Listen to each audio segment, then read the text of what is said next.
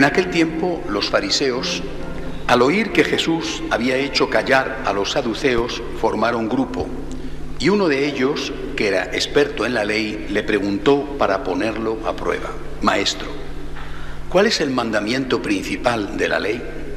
Él le dijo: amarás al Señor tu Dios con todo tu corazón, con toda tu alma, con todo tu ser. Este mandamiento es el principal y el primero. El segundo es semejante a él: amarás a tu prójimo como a ti mismo.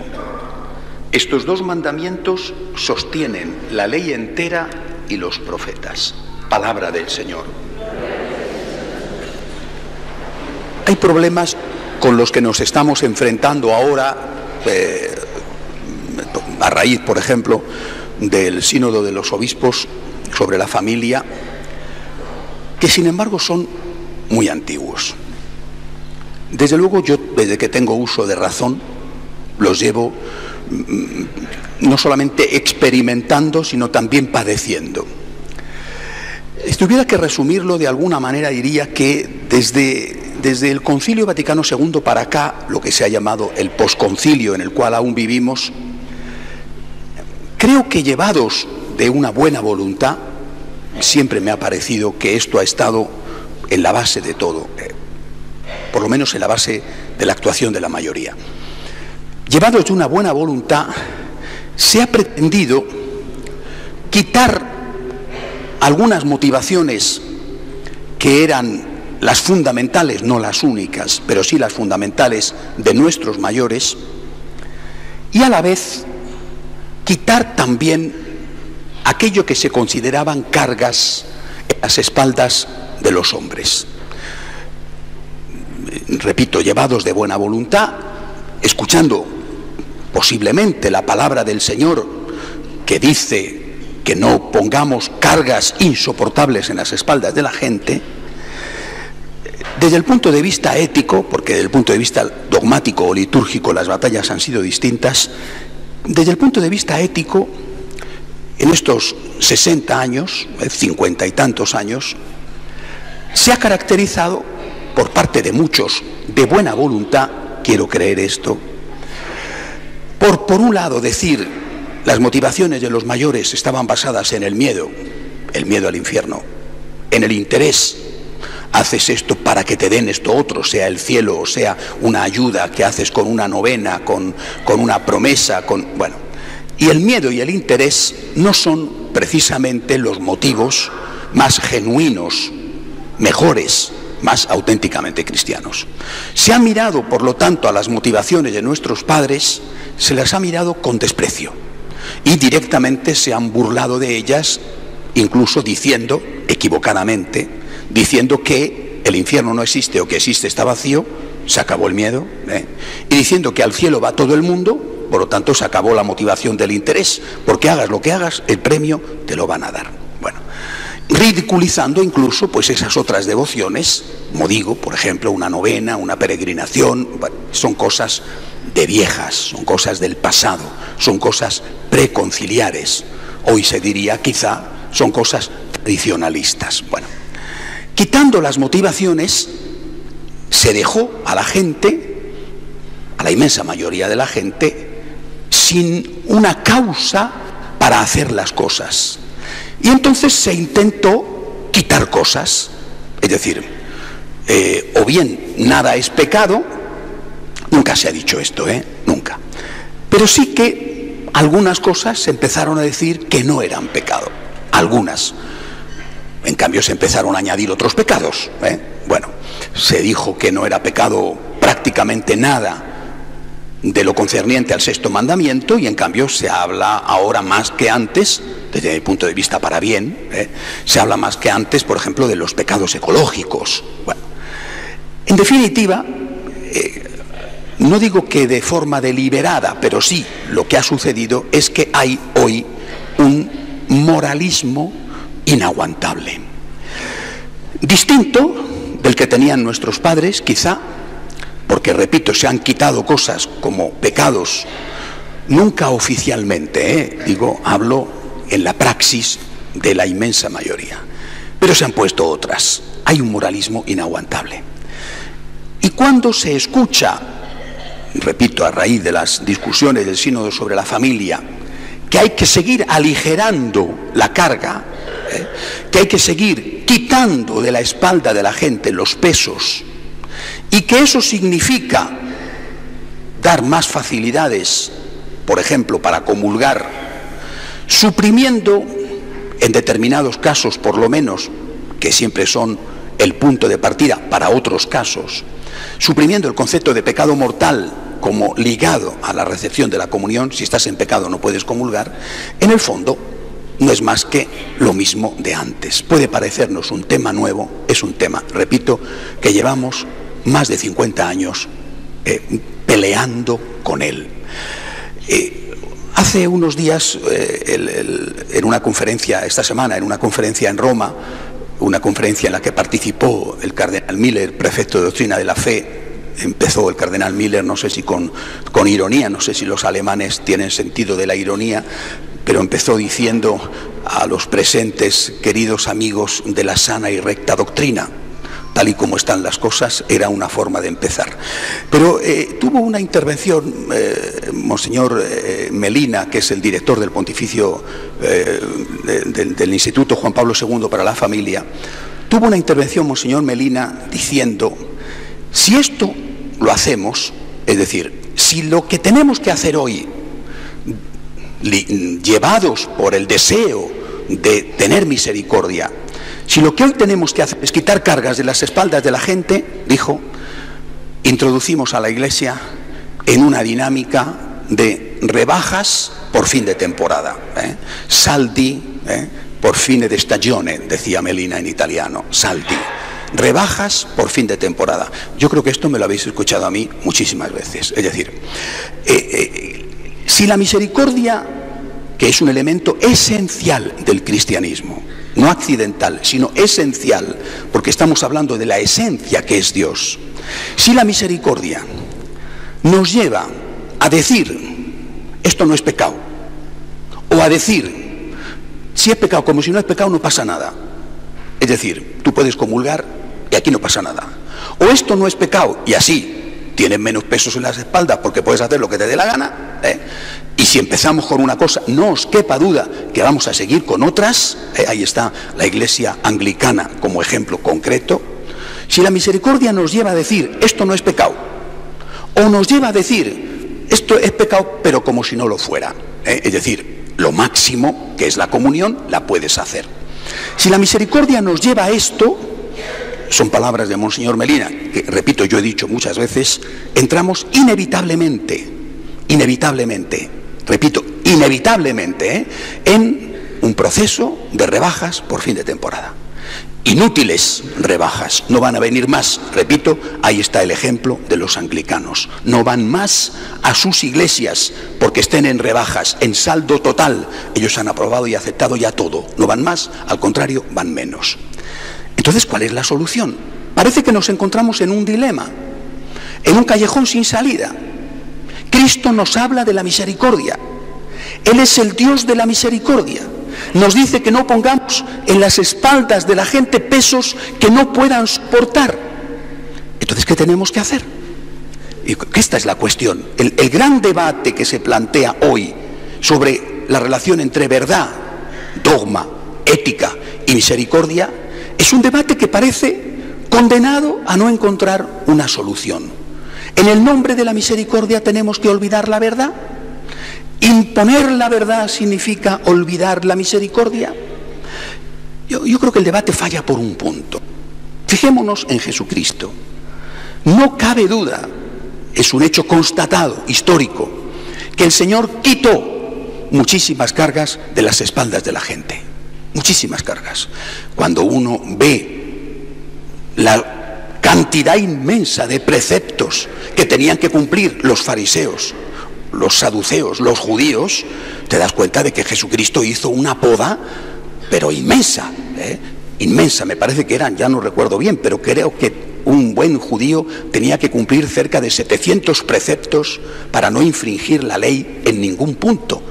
Jesucristo lo resume a una cosa: el amor. Pero no quita todo.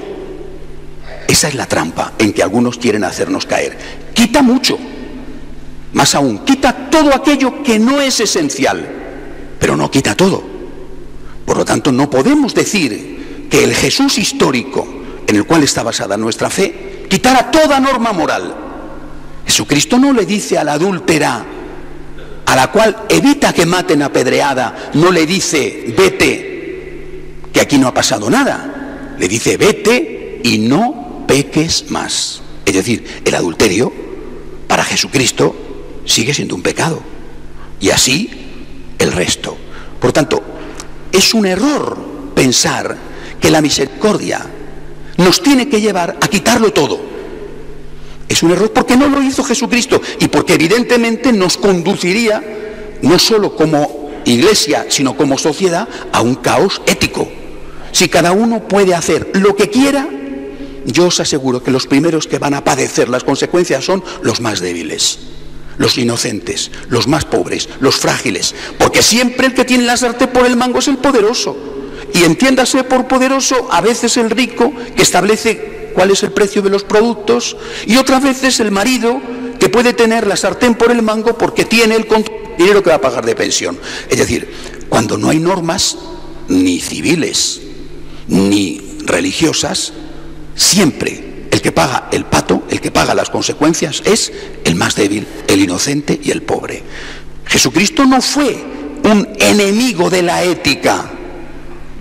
Insiste claramente en que hay que cumplir los mandamientos, pero a la vez suprime todo lo que se puede suprimir que no sea esencial. Lo esencial lo deja. Entraríamos en otro debate de ¿y qué es lo esencial? Repito, lo dijo el propio Jesucristo y a él tenemos que atenernos. Pero creo que hay una cuestión que se nos escapa a todos. La diferencia entre moral y moralina es muy sencilla. Cuando te dicen tienes que hacer esto, lo que sea, siempre te cuesta.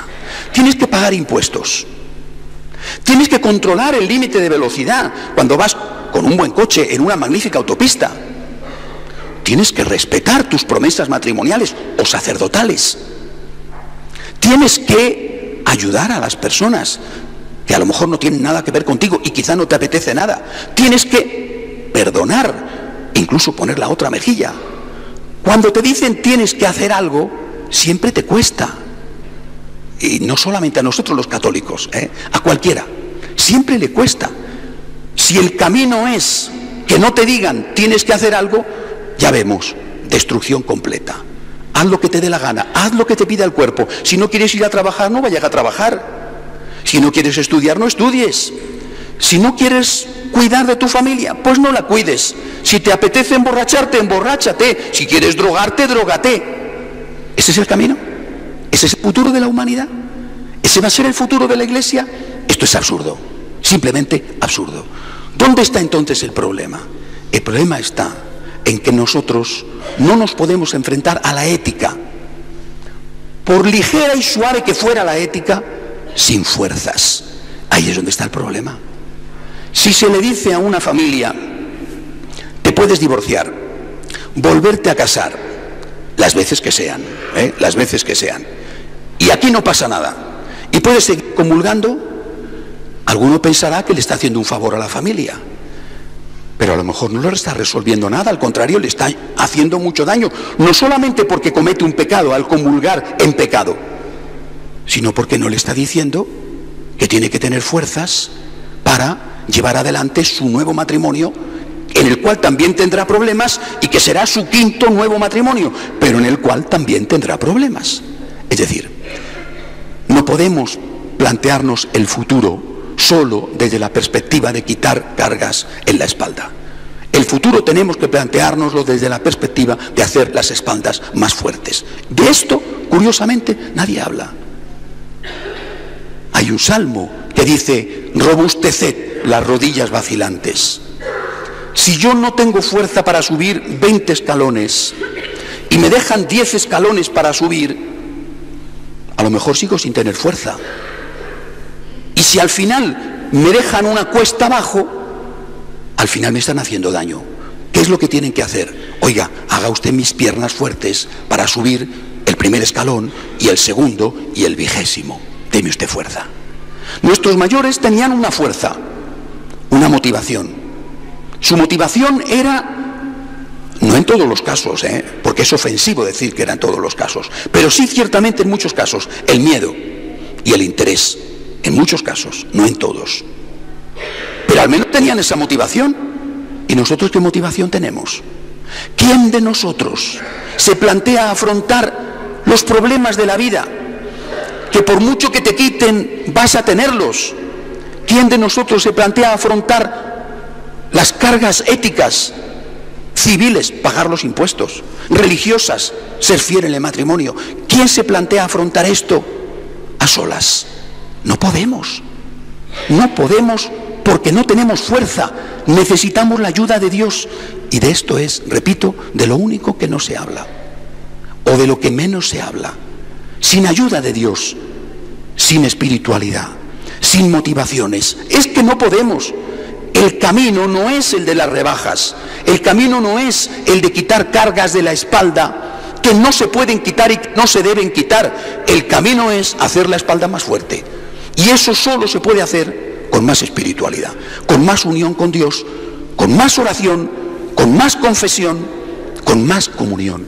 Encuéntrate con Dios, ten la fuerza de Dios, y después tendrás la fuerza que te la dará Dios para llevar adelante una carga que no cabe duda que es pesada. ¿Quién habla hoy de abrazar la cruz? Nadie, es un tabú. ¿Quién habla hoy de aceptar por amor al crucificado la cruz de cada día? Nadie. Hablan de quitar la cruz, no hablan de abrazar la cruz. Pero es que ese Jesucristo misericordioso, del cual algunos se llenan continuamente la boca, es el mismo Jesucristo, porque no hay 2, 3, 25 Jesucristos, sino solo hay uno. Es el mismo Jesucristo que dijo: el que quiera ser mi discípulo, que cargue con su cruz.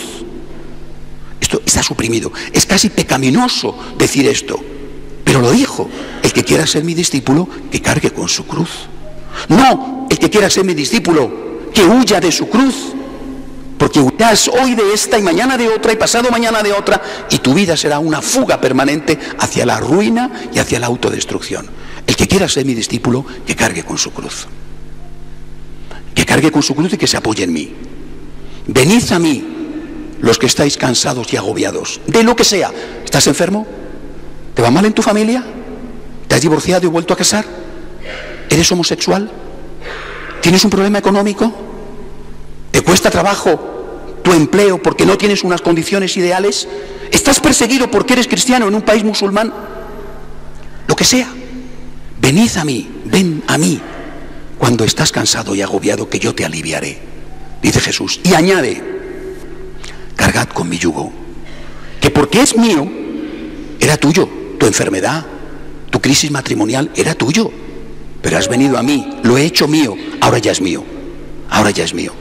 Porque es mío, es suave. No dice te lo quito, dice te alivio. No dice huye, dice carga, pero conmigo. No tienes fuerzas, no las tienes, pero no es que no tengas fuerzas para esta cruz, es que no tienes fuerzas para ninguna cruz. Es que si huyes de esta cruz, huirá mañana de otra y pasado mañana de otra y pasado mañana de otra. Es que la solución no es la huida, la solución es robustecer las rodillas vacilantes, fortalecer las espaldas que llevan la cruz.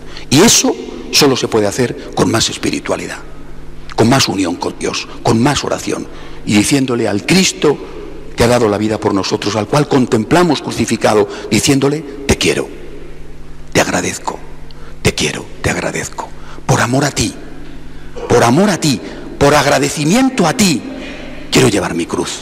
Repito, la que tengo ahora, la que me espera, una cruz de siempre, una cruz que no estaba y que ha venido y que quizás se vaya, por amor a ti, por agradecimiento a ti, no por temor a ti, no por terror a ti, aunque el temor es muy sano, y el miedo guarda la viña, pero no es el principal motivo de un católico. No por interés, el que voy a sacar, por amor a ti, por agradecimiento a ti. Yo miro la cruz y veo al crucificado, y veo a una persona que se ha entregado por mí, y le digo: por ti, Tú por mí y yo por ti, Señor, por ti, con tu ayuda, contigo, gracias a ti, quiero coger mi cruz de cada día. O esto, repito, o un camino absurdo, cuesta abajo, destructivo, vamos a quitar de las espaldas de la gente las cargas. Oiga, ¿qué cargas? ¿Cuántas cargas? ¿Todas las cargas? Primero, eso no lo hizo Cristo. Segundo, ¿a dónde conduce eso? Solamente Cristo, solamente el encuentro con Cristo crucificado, solamente el amor a Cristo crucificado y por amor a Él todo lo demás nos puede hacer capaces de no hundirnos, porque las cargas hunden, y de no emprender un camino de la huida que sería todavía mucho más duro. Que Dios nos ayude.